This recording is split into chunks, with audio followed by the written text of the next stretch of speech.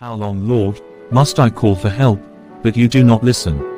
Or cry out to you, violence, but you do not save? Why do you make me look at injustice? Why do you tolerate wrongdoing? Destruction and violence are before me. There is strife, and conflict abounds. Therefore the law is paralyzed, and justice never prevails. The wicked hem in the righteous, so that justice is perverted. Look at the nations and watch, and be utterly amazed. For I am going to do something in your days that you would not believe, even if you were told that I am raising up the Babylonians, that ruthless and impetuous people, who sweep across the whole earth to seize dwellings not their own. They are a feared and dreaded people. They are a law to themselves and promote their own honor. Their horses are swifter than leopards, fiercer than wolves at dusk. Their cavalry gallops headlong, their horsemen come from afar. They fly like an eagle swooping to devour. They all come intent on violence. Their hordes advance like a desert wind and gather prisoners like sand. They mock kings and scoff at rulers. They laugh at all fortified cities. By building earthen ramps they capture them. Then they sweep past like the wind and go on. Guilty people, whose own strength is their God. Lord, are you not from everlasting? My God, my Holy One, you will never die.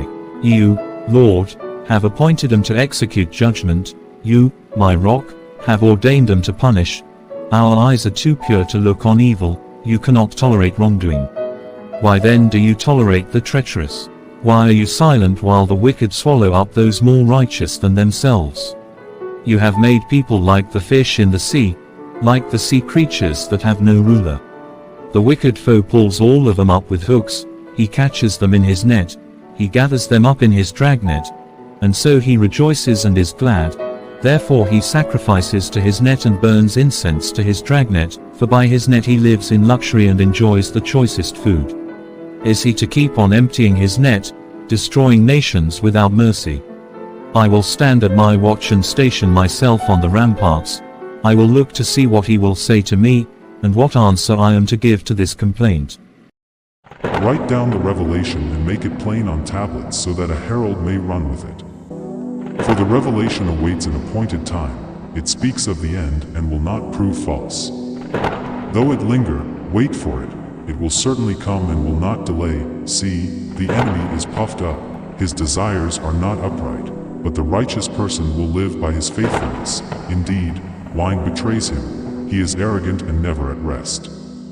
Because he is as greedy as the grave and like death is never satisfied, he gathers to himself all the nations and takes captive all the peoples. Will not all of them taunt him with ridicule and scorn, saying, Woe to him who piles up stolen goods and makes himself wealthy by extortion. How long must this go on? Will not your creditors suddenly arise?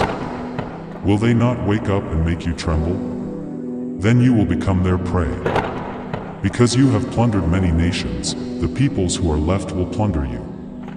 For you have shed human blood, you have destroyed lands and cities and everyone in them. Woe to him who builds his house by unjust gain, setting his nest on high to escape the clutches of ruin. You have plotted the ruin of many peoples, shaming your own house and forfeiting your life. The stones of the wall will cry out, and the beams of the woodwork will echo it.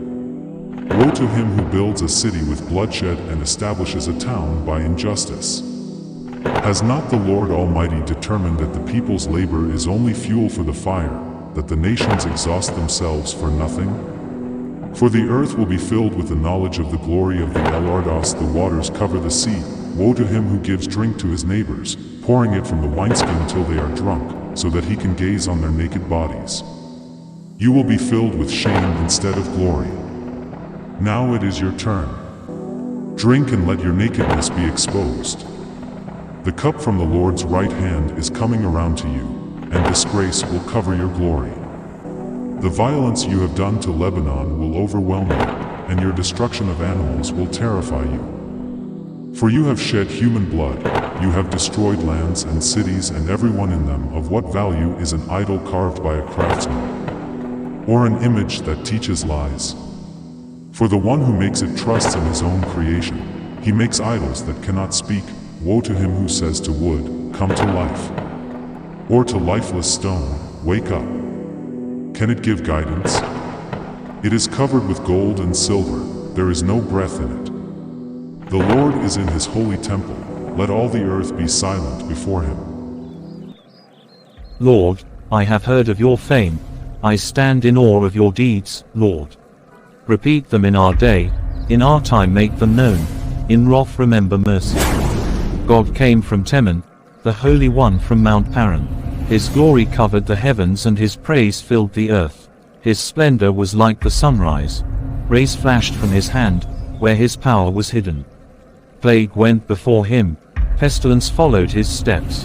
He stood, and shook the earth, he looked, and made the nations tremble. The ancient mountains crumbled and the age-old hills collapsed, but he marches on forever. I saw the tents of Cushan in distress, the dwellings of Midian in anguish. Were you angry with the rivers, Lord?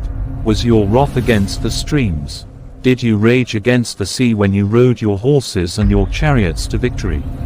You uncovered your bow, you called for many arrows. You split the earth with rivers, the mountains saw you and reaved. Torrents of water swept by, the deep roared and lifted its waves on high. Sun and moon stood still in the heavens at the glint of your flying arrows, at the lightning of your flashing spear. In wrath you strode through the earth and in anger you threshed the nations. You came out to deliver your people, to save your anointed one. You crushed the leader of the land of wickedness, you stripped him from head to foot. With his own spear you pierced his head when his warriors stormed out to scatter us, gloating as though about to devour the wretched who were in hiding. You trampled the sea with your horses, churning the great waters. I heard and my heart pounded, my lips quivered at the sound, decay crept into my bones, and my legs trembled.